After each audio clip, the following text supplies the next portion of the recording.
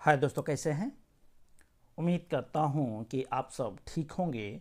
मैं मोहम्मद मुख्तार आप सबके सामने हाजिर हो चुका हूं एक बहुत ही महत्वपूर्ण अपडेट के साथ। दोस्तों, आइए आज के इस वीडियो में हम चर्चा करेंगे कि HRMS लीव मॉड्यूल में एक बहुत ही महत्वपूर्ण अपडेट आया है जिसकी जानकारी हमें आपको होनी चाहिए। जैसा कि आप जानते हैं कि HRMS में आए दिन महत्वपूर्ण परिवर्तन होते जा रहे हैं और वह किसी न किसी रूप में कर्मचारियों के लिए फ़ायदेमंद ही साबित हो रहा है। तो इसी कड़ी में आज हम जो चर्चा करेंगे कि HRMS में एक महत्वपूर्ण अपडेट आया है, तो ये कैसे काम करेगा और इसके क्या मायने हैं। कई ऐसे सवाल हैं जिनका जवाब हम बाय प्रैक्टिकल आपको इस वीडियो में देने वाले हैं। तो कहीं मत जाइए, वीडियो को बिना स्किप किए एंड तक जरूर देखिए। और हाँ दोस्तों, वीडियो अगर पसंद आता है तो वीडियो को एक लाइक कीजिए, अपने विचार कमेंट बॉक्स में दीजिए और हाँ, वीडियो पसंद आता है तो इसे जमकर दोस्तों में शेयर कीजिए। तो चलिए स्टार्ट करते हैं आज के इस वीडियो को। दोस्तों, मैं अपने HRMS आईडी में लॉगिन हो चुका हूं। जैसा कि मैंने वीडियो के शुरुआत में ही कहा कि HRMS लीव मॉड्यूल में एक अपडेट आया है और वो अपडेट आपको दिखाने के लिए हम आपको लीव मैनेजमेंट में लेकर चलते हैं। तो यहाँ पे हम लीव मैनेजमेंट पे क्लिक कर लेते हैं और उसके बाद इस तरह का डैशबोर्ड ओपन होता है और न्यू लीव एप्लीकेशन पे हम जाते हैं। यहाँ पे क्लिक करते हैं तो कुछ इस तरह का डैशबोर्ड ओपन होता है। ये सब चीज़ें अब पुरानी हो गई, आप समझते हैं। जो अपडेट हमको देखने के लिए मिला है वो यहाँ पे नेचर ऑफ लीव पर जैसे जाते हैं और जो जिस लीव के बारे में अपडेट हुआ है, पहले मैं बता दूं, वो कैजुअल लीव को लेकर हुआ है।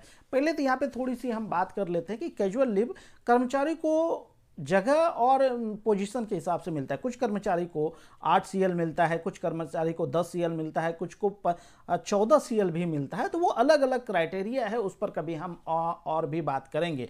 तो जो अपडेट अभी आया है वो CL को लेकर ही आया है। तो वो देखते हैं कि वो CL में अपडेट किस तरह का है। यहाँ पे हम क्लिक कर लेते हैं। अब आप देखेंगे कि करंट लीव बैलेंस, मेरा जो लीव बैलेंस है यहाँ पे 13 डेज दिखा रहा है और यहाँ पे 4 डेज लास्ट ईयर दिखा रहा है। कुछ समय पहले तक होता था क्या कि सिर्फ करंट बैलेंस दिखाता था।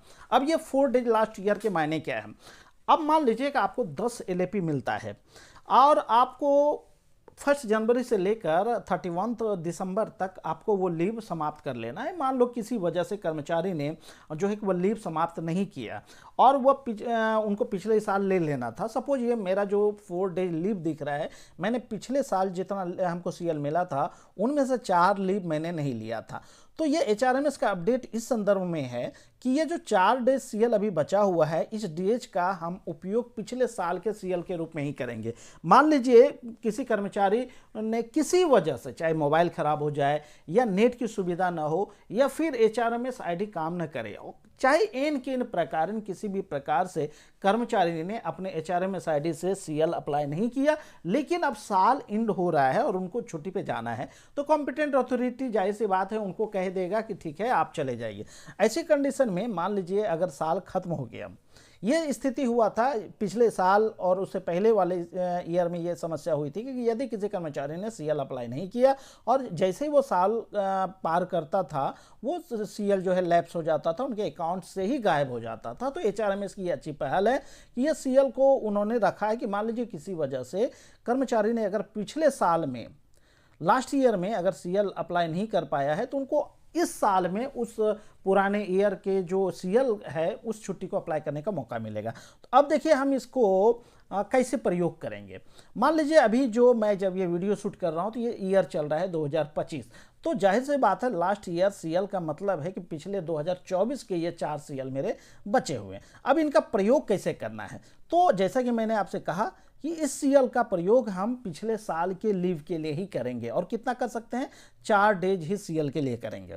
अब देखिए एक यहाँ पे हम जाते हैं लीव फ्रॉम पे, यहाँ क्लिक करते हैं और हम चले जाते हैं 2024 में। मान लीजिए दिसंबर में हम आते हैं, ये दिसंबर खुल गया। अब हमको मान लीजिए 24 दिसंबर हमने यहाँ पे सिलेक्ट कर लिया फर्स्ट हाफ। अब हम सेकंड हाफ में यहाँ पे क्लिक करते हैं, फिर जाते हैं 2024 के दिसंबर में ही चलते हैं।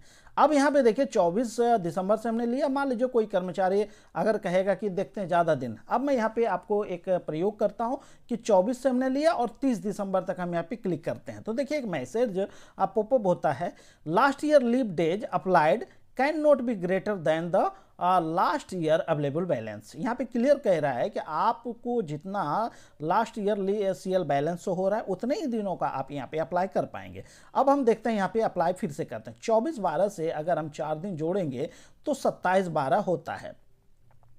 अब यहाँ पे भी देखते हैं, ये दिसंबर मैंने सेलेक्ट किया और जब 24/12 से लिया तो 27/12 हम यहाँ पे सेलेक्ट करते हैं तो देखेंगे कि 4 डेज सीएल मेरा ले लिया।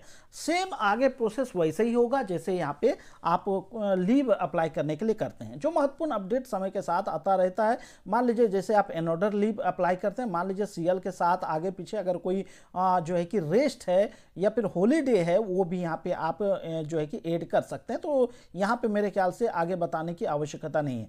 अब जो काम की चीज़ें हैं वो यहाँ पे भी है कि अनोदर जो है कि एड अनोदर लीव, यह कॉलम तब उपयोग किया जाता है जब आप जानते हैं कि सीएल के साथ दूसरे प्रकार का लीव लगाना है कि नहीं लगाना है। जैसे आप जानते हैं कि सीएल के साथ आप रेस्ट लगा सकते हैं, एनएच लगा सकते हैं आगे पीछे, लेकिन वहीं अगर एलएपी है, एलएपी के साथ जो रूल है मास्टर सर्कुलर 15 के हिसाब से जो एक चार्ट बना हुआ है उस हिसाब से यहाँ पे आप लीव अप्लाई करेंगे। और जो अपडेट आया हुआ है हेडक्वार्टर लिविंग परमिशन रिक्वायर्ड, यहाँ पे जब हमने ये लीव अप्लाई किया, क्या इस दौरान हम हेडक्वार्टर लिविंग किए थे, जाहिर सी बात है वो आपके ऊपर स्वेच्छा से निर्भर करता है कि आप हेडक्वार्टर से बाहर गए हैं तो यस क्लिक कीजिए और नहीं गए हैं तो नो क्लिक कीजिए, यहाँ पे कोई दिक्कत नहीं। अब एक चीज़ जो आपको यहाँ पे देखने के लिए मिलता है, your leave application will be forward by default to, ये मेरा सैंक्शनिंग अथॉरिटी का HRMS ID है, उनके पास ये डायरेक्टली चला जाएगा। अगर हम उस समय का मान लीजिए कि जिस पीरियड का हम ये लीव अप्लाई कर रहे हैं उस पीरियड में अगर ये लीव पर हैं, खुद ये लीव पर हैं, तो जाहिर सी बात है उस पीरियड में यह बंदा मेरे लीव को सैंक्शन नहीं कर सकता है। तो हमें ये जानकारी रखना होगा कि हमें जिनको भेजना है वो उस समय के लिए हमारे इंचार्ज रहे हों। अगर ऐसी कंडीशन है कि हमें दूसरे को भेजना है तो यहाँ पे यस करेंगे, और जैसे ही आप यस करेंगे तो अब यहाँ पे फॉरवर्डिंग जो टू के लिए एप्लीकेशन के लिए आता है, यानी आप जिसे फॉरवर्ड करना चाहते हो उसमें यहाँ पे आप HRMS ID उनका सेलेक्ट करेंगे, फॉरवर्ड करेंगे और ठीक उसी तरह वो फिर उस जिनके पास मेरा ये लीव एप्लीकेशन गया वो उसी तरह सैंक्शन करेगा। तो ये थे आज के महत्वपूर्ण अपडेट सीएल को लेकर।